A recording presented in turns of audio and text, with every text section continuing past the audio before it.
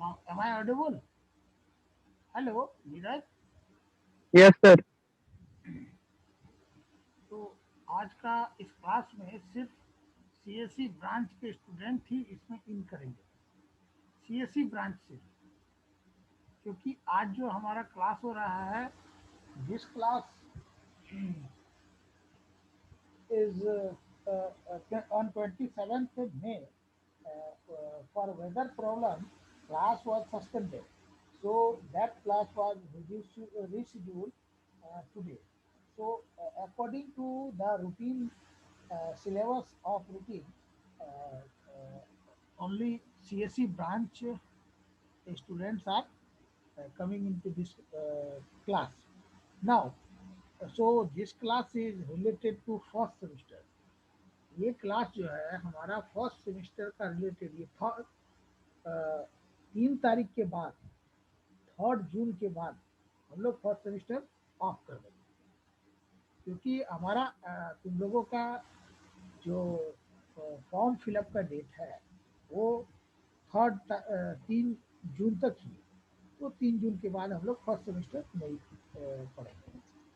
तो 3 तारीख तक हम लोग इसके बारे में चर्चा करेंगे। तो फर्स्ट सेमेस्टर में जिस टॉपिक पर बात कर रहे थे उसमें Biot Savart law, Gauss law, Faraday law, Lenz law, ये सब आ रहा था। उसमें B I H, hysteresis loop, इस तरह का कुछ कुछ वर्ड था। सिलेबस देखोगे तो उस सिलेबस के आधार पर magnetic intensity it is denoted by H. Magnetic intensity denoted by H. Diamagnetism, paramagnetism, है ना, फेरोमैग्नेटिज्म, इस तरह का देखना सिलेबस में दिया हुआ है। तो मैग्नेटिक इंटेंसिटी, इसका ये सब ऑलरेडी हमको लग रहा है कि कुछ कुछ 12 में थोड़ा बहुत पढ़े होंगे, ठीक है, लेकिन फिर भी एक बार रिपीट कर दे रहा, आई थिंक होना चाहिए 12। तो magnetic intensity, the ability of a magnetic field to magnetise a material medium, the ability of a magnetic field to magnetise a material medium is called magnetic intensity. कोई material किसी medium में है तो वो जो मैग्नेटिक फील्ड उसमें जो capacity है उसको मैग्नेटाइज करने का, उसको बोल रहा है मैग्नेटिक इंटेंसिटी। तो इसके पहले हम लोग सोलेनॉइड के बारे में पढ़े हुए। उस सोलेनॉइड में मानते हैं कि उस सोलेनॉइड से आई जो है करंट पास कर रहा है, और total number of terms of wire in the solenoid हमारा था n, and length of the wire n है। Hence n is equal to total number of turns divided by this length of the solenoid। तो हम लोग इससे बोल सकते हैं h is equal to n I. N I, उस diagram को थोड़ा सा याद रखोगे सोलेनॉइड वाला तो ये क्लियर हो जाए। इसका यूनिट होता है एसआई सिस्टम में एम्पियर पर metre. Next, intensity of magnetisation. When a material medium is placed in a magnetic field, the material is to be magnetized. So the magnetic moment per unit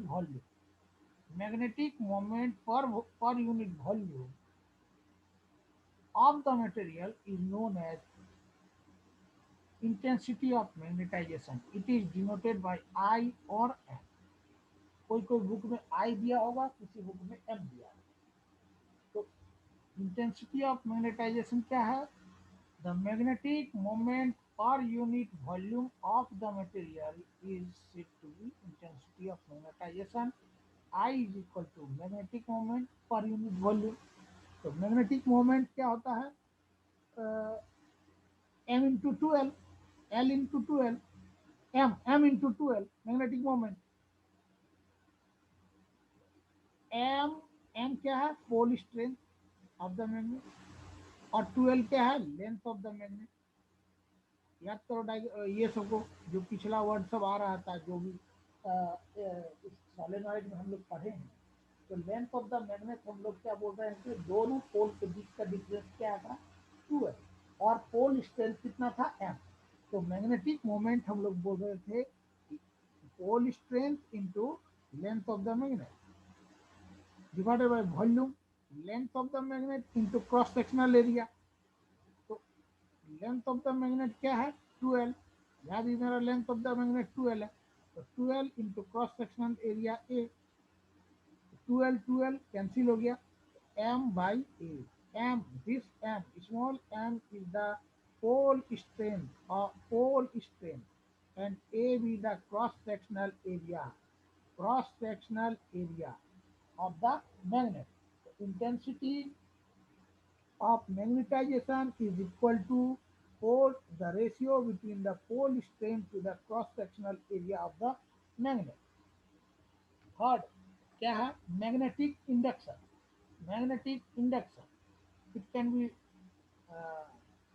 written as B और magnetic flux density. ये तो हम लोग already पढ़ चुके हैं, magnetic flux density. इसका unit हम लोग वेबर पर मीटर स्क्वायर बोल रहे हैं या tesla. Magnetic material is magnetise, ये पढ़े हुए हैं हम लोग। मनमोहन हास्दा, नीरज निरंजन, नीरज, हेलो। हाँ हेलो सर, आपका आवाज बहुत कम आ रहा है। नीरज कुछ बोलना चाह रहे हो? हाँ सर, आपका आवाज बहुत कम आ रहा सर। अच्छा अच्छा अच्छा अच्छा, ठीक ठीक ठीक ठीक ठीक, फिर से बोल रहे हैं, इसके पहले आवाज कम आ रहा है। नीरज बोला magnetic intensity, the ability of when a material is placed in a medium, the medium has a capacity to magnetize the material in the field. That type of uh, material is said to be magnetic intensity. The ability of magnetic field, इसको याद करना है, रखते हुए हैं। The ability of a magnetic field to magnetize a material in a medium is called magnetic intensity. So in previous class of BSc 101, I have told about solenoid. We know that the solenoid uh, have coated uh, with a wire which have n number of turns per unit length. So, and I with the current flowing through the current. Hello? I with the current flowing through the current. I with the current flowing. चुप रहो। राजवीर वैद्य,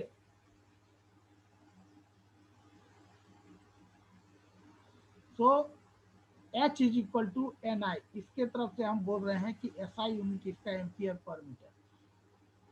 उसी तरह intensity of magnetisation, जिसको हम लोग I से denote कर रहे हैं या M से कर रहे हैं, कोई कोई बुक में I होगा, किसी में M भी हो सकता है। तो when a material is placed in a magnetic field, the material should be magnetized. So the magnetic moment per unit volume of the material, magnetic moment per unit volume of the material is said to be intensity of magnetization. I is equal to magnetic moment divided by volume. We know that magnetic moment is equal to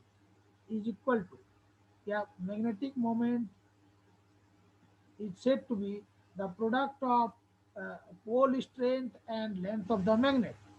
ये होता है हम लोग का pole strength and length of the magnet. Length of the magnet हम लोग discuss किए थे, 12 है, 12 मैग्नेटिक मोमेंट के लिए।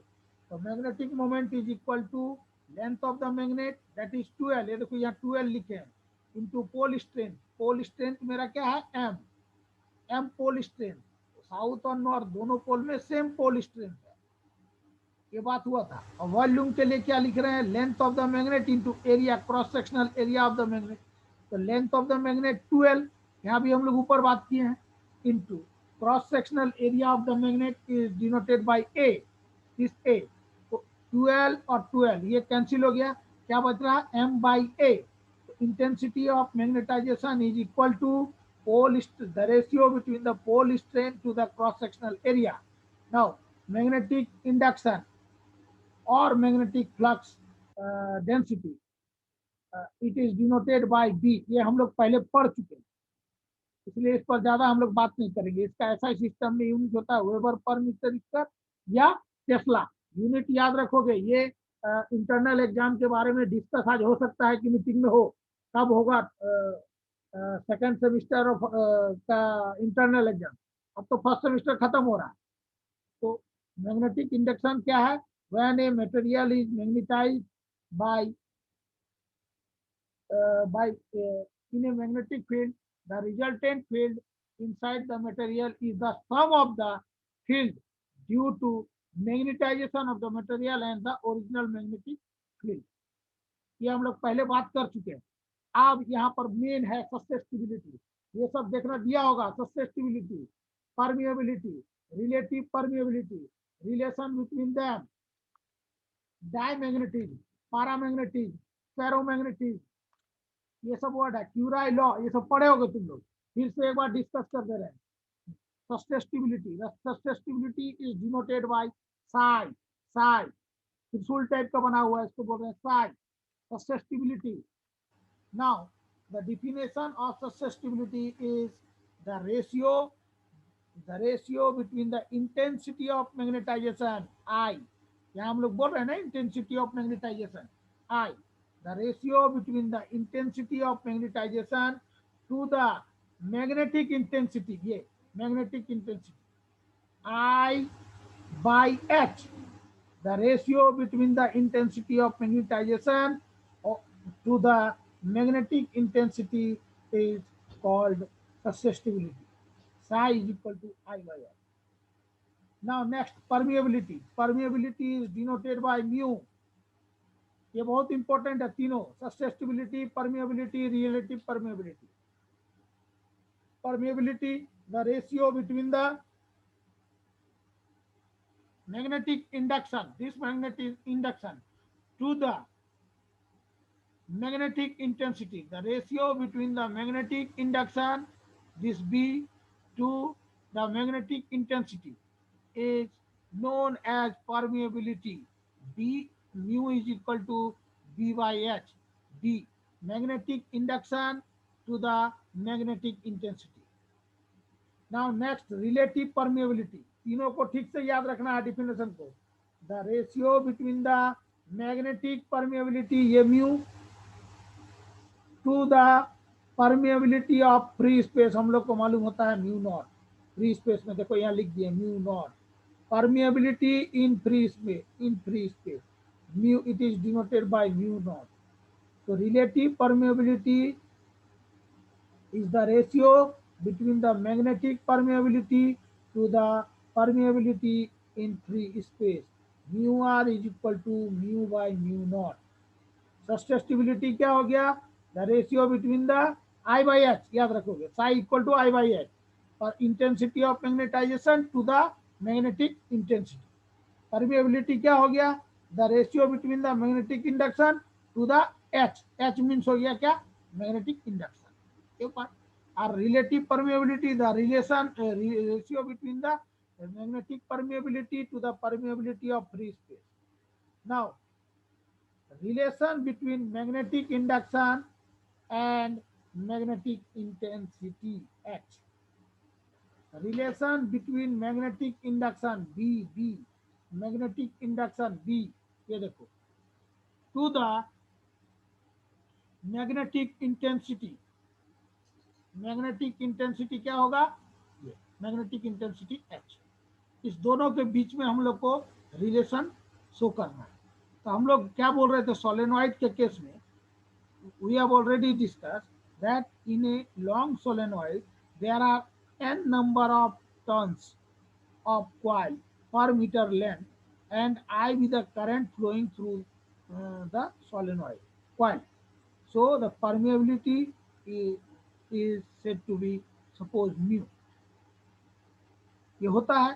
अब हम लोग यहाँ से permeability, according to this permeability we can say that mu is equal to B by H. So B is equal to, this B is equal to mu into H, mu into H.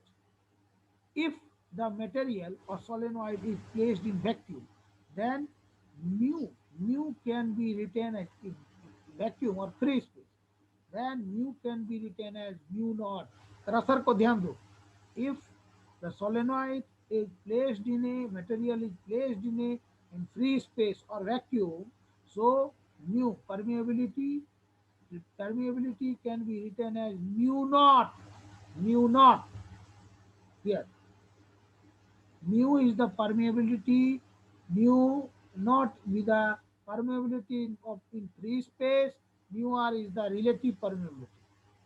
So mu can be written as mu naught if the material is placed in free space. So now equation 1 can be written as B is equal to mu naught into H, because here mu is equal to mu naught is given here. The relation between magnetic induction and magnetic intensity. Magnetic induction, that is B, and intensity is H. So the result is B is equal to mu naught into H. ये exam में objective में दिया रहेगा. Objective में इस part को बोलेगा, तो हम लोग इस पार्ट को चूज करेंगे. रिलेस तब चूज करेंगे जब relation between magnetic induction and magnetic intensity दिया रहेगा. तब क्या बोल रहे हैं कि जब सोलेनोइड हम लोग बात किए थे, सोलेनोइड में n number of turns, coil का जो है coil turns with n number per metre length, and I with the current flowing through the coil, and the permeability, the material permeability is suppose mu. Then we know that according to this according to the statement of permeability, mu is equal to B by H. Mu is equal to B by H. So this B is equal to mu into H. Cross multiplication करेंगे. Equation 1 आया. अगर permeable ये material, suppose this material is should be placed in free space, then mu can be written as mu naught. So on putting this value of mu is equal to mu naught in equation 1, so B is equal to mu naught, here mu naught into H. So the relation between magnetic induction and magnetic intensity is B equal to mu naught into H. After that, ये सिर्फ जानने के लिए देख लो, relation between I, B and H. B is equal to mu naught H plus mu naught I. ये होता है, इसको थोड़ा याद करो, ये बात इसको याद रखो. डायमैग्नेटिज्म, पैरामैग्नेटिज्म, फेरोमैग्नेटिज्म, ये तीनों पार्ट याद करने के लिए रखने वाला चीज है. डायमैग्नेटिज्म, पैरामैग्नेटिज्म और फेरोमैग्नेटिज्म. डायमैग्नेटिज्म क्या है, उसका प्रॉपर्टी क्या है, पैरामैग्नेटिज्म क्या है, उसका प्रॉपर्टी क्या है, और फेरोमैग्नेटिज्म क्या है, उसका प्रॉपर्टी क्या है. ये देखना सिलेबस में नहीं दे रहा है, लेकिन उस सिलेबस के अंदर में ये सब है. लेंज लॉ, फैराडे लॉ, सब के अंदर में ये पार्ट है. तो डायमैग्नेटिज्म क्या बोल रहे हैं, the substance in which the atoms have no magnetic moment, they are weakly magnetized in a direction opposite to the applied field. ध्यान से इसको पढ़ोगे. The substance in which the atoms have no magnetic moment and the substance are weakly magnetized in the direction opposite to the applied field. Example दे दिए हैं, ये antimony, bismuth, ये सब थोड़ा याद करोगे. तो डिफिनेशन को याद करना होगा. ये प्रॉपर्टी क्या क्या है इसमें, तो प्रॉपर्टी अगर हम इसे डायमैग्नेटिज्म बार को हम लोग फ्रीली मान लो हैंग कर दें मैग्नेटिक फील्ड, तो ये क्या होगा, ये 90 डिग्री में, फील्ड का 90 डिग्री में आकर के घूमेगा. It turns at right angle to the applied field. First condition मान लो ये है, if a diamagnetism bar is freely hanged in magnetic field, then it turns at a right angle to the applied field. Now, in in non-uniform field, this is the case when it is applied on magnetic field. If it is not, if it is in non-uniform field, diamagnetic substance are tried to move from stronger to weaker, माने strong मजबूत से कमजोर parts की तरफ जो है field में ये रुक जाएगा. Next property, if a diamagnetic substance is placed in magnetic flux, then magnetic field, then flux density is less than free space.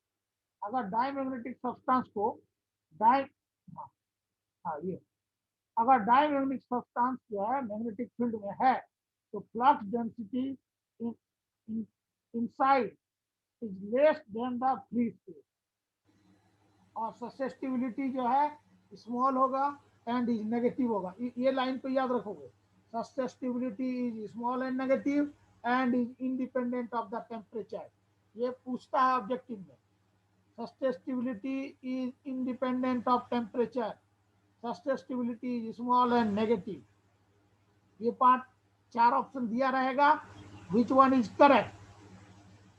Susceptibility is small, negative and is independent of temperature. ये line, ये जो point रहेगा जहां पर ये लिखा रहेगा उसी को टिक लगाना है. तो डायमैग्नेटिज्म क्या हो रहा है? वह substance in which the atoms have no magnetic moment and they are weakly magnetized in a direction opposite to the applied field, and their properties, if diamagnetic bar is freely suspended in a magnetic field, then it turns at right angle to the applied field.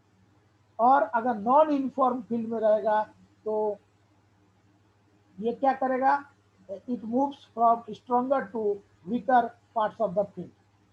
Now, third point, if the substance, diamagnetic substance is placed in magnetic field, the flux density is less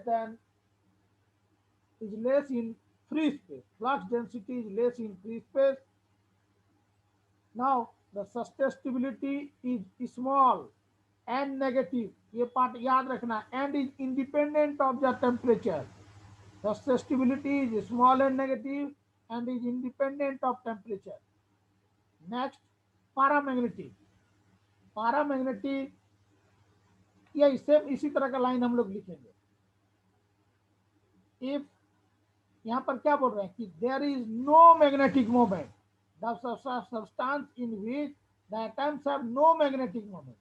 Paramagnetic में क्या बोलेंगे? The substance in which the atoms have non-zero magnetic moment.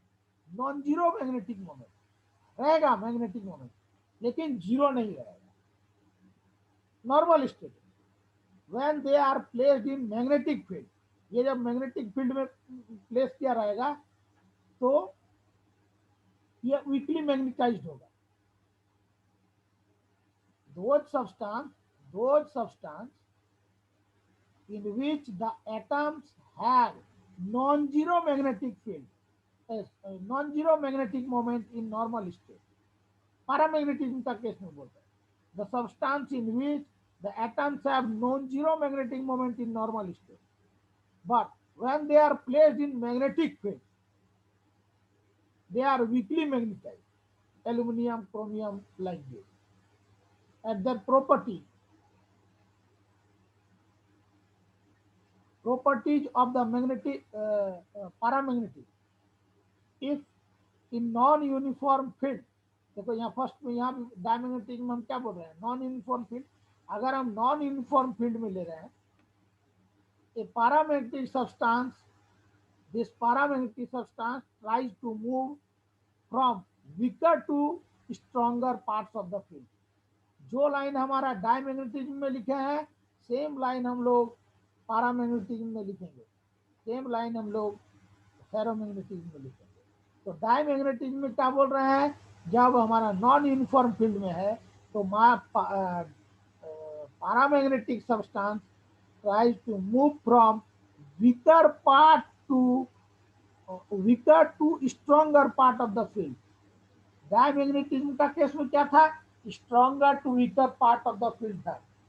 हम लोग का paramagnetism का case में क्या है, अगर हमारा नॉन यूनिफॉर्म फील्ड में है तो weaker part to stronger part of the field है।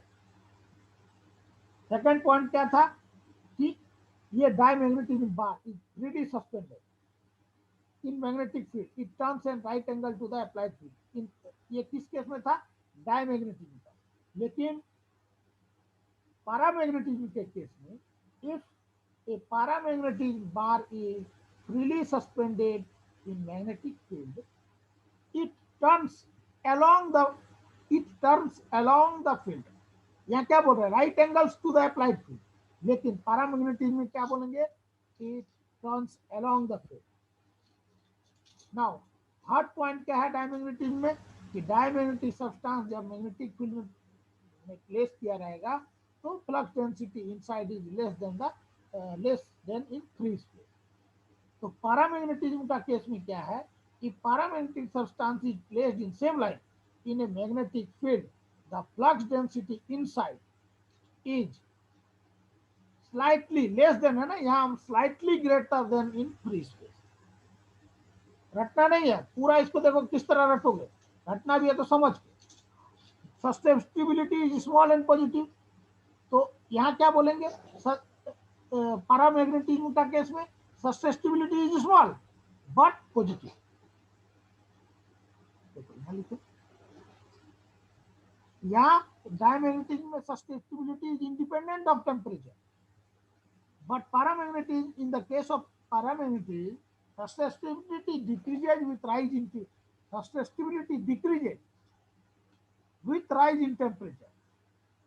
यहाँ क्या बोल रहे हैं, sustainability is independent of temperature, but in paramagnetism, in the case of paramagnetism, sustainability decreases when the temperature increases।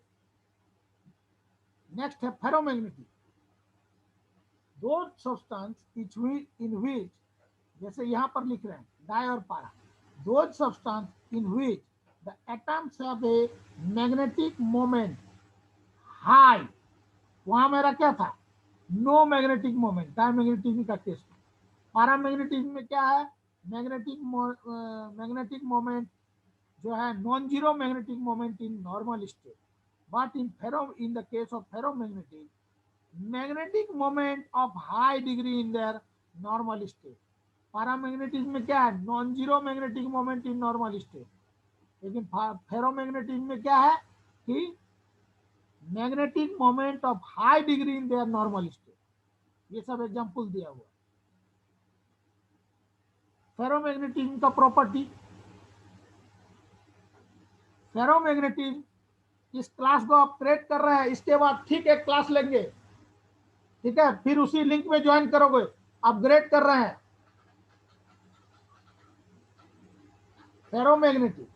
Ferromagnetic यही property, ferromagnetic materials are attracted by magnet and they move from weaker to stronger part of the field। Ferromagnetic materials are attracted by magnets and they move from weaker to stronger part of the field। यहाँ मेरा ferromagnetism का case में क्या था, देखो, the weaker to stronger part of the field paramagnetism में था। और डायामैग्नेटिज्म में क्या था, डायामैग्नेटिज्म में यहाँ देखो स्ट्रॉन्गर टू वीकर पार्ट, तो फेरोमैग्नेटिज्म में मेरा क्या है, weaker to stronger part of the field. Ferromagnetic materials get strongly attracted by magnets and they move from weaker to stronger part of the field। If paramagnetic bar, देखो second point, is freely suspended in a magnetic field, it turns along the field। But in case of ferromagnetic bar, if a ferromagnetic bar is suspended freely in a magnetic field, it aligns with the field quickly. Aligns with the field quickly. सभी में देखो अलग अलग case है. Diamagnetism में क्या था? Diamagnetism में right angle to the applied field वो काम कर रहा था, टर्न हो गया. लेकिन फेरोमैग्नेटिज्म में क्या हो गया है? It turns along the field. If if the bar, paramagnetic bar is suspended in a magnetic field, then the bar turns along the field. In the case of paramagnetic, but when we talk about ferromagnetic, if ferromagnetic substance is placed in magnetic field, the then it aligns with the field quickly. Aligns with the field quickly. Same language. Hard point क्या था?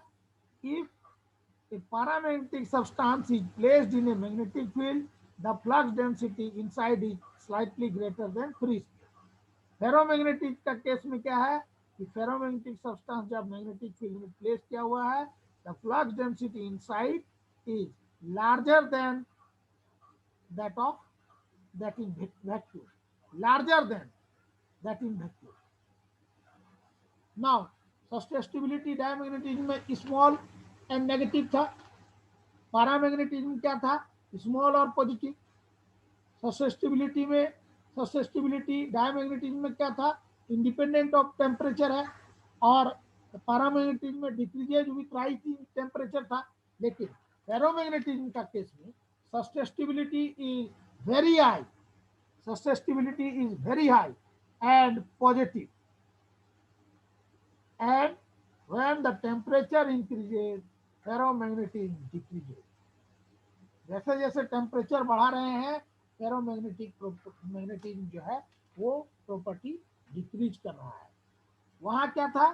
Susceptibility मेरा decrease कर रहा था, वहां भी paramagnetism. यहाँ भी सेम चीज है. क्वेश्चन आएगा, ये आ सकता है, आता ही है ये. What is the difference between diamagnetism, paramagnetism, ferromagnetism, and write their difference according to their properties. Write their difference according to their properties. तो फर्स्ट में हम लोग क्या करेंगे? सिर्फ डिफिनेशन जितना भी पार्ट है उसको हम लोग लिखेंगे.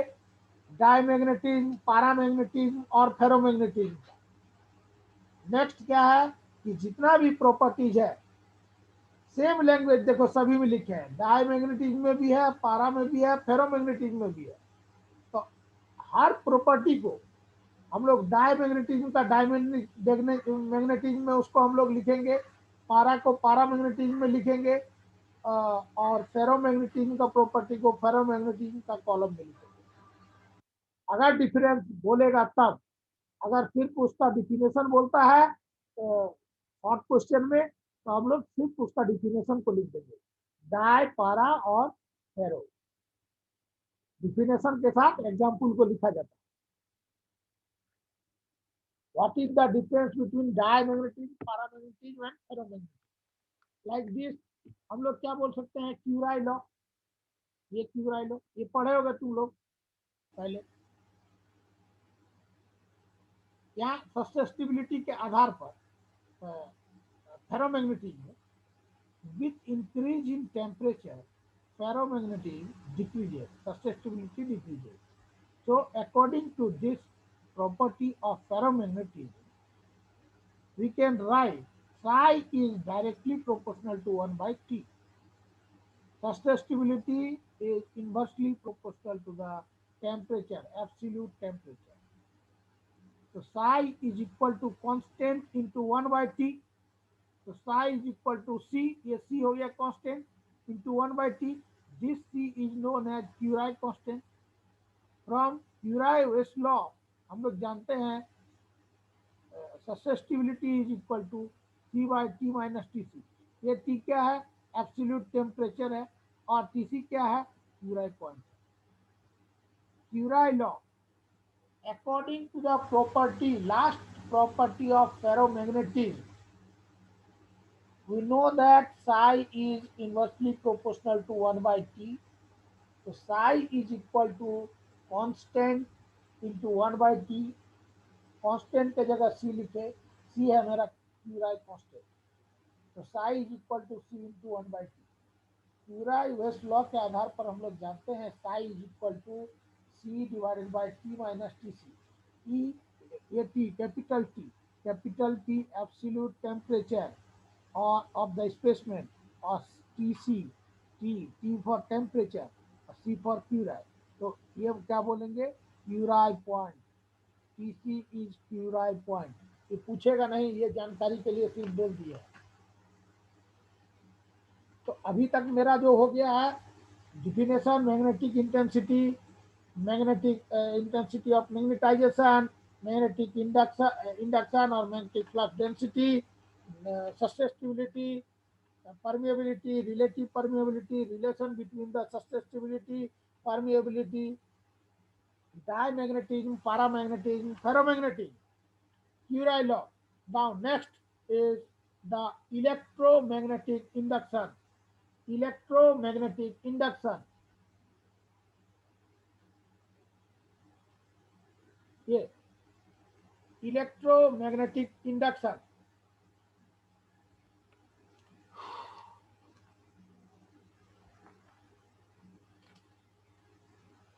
Now, when the magnetic field, एक मिनट,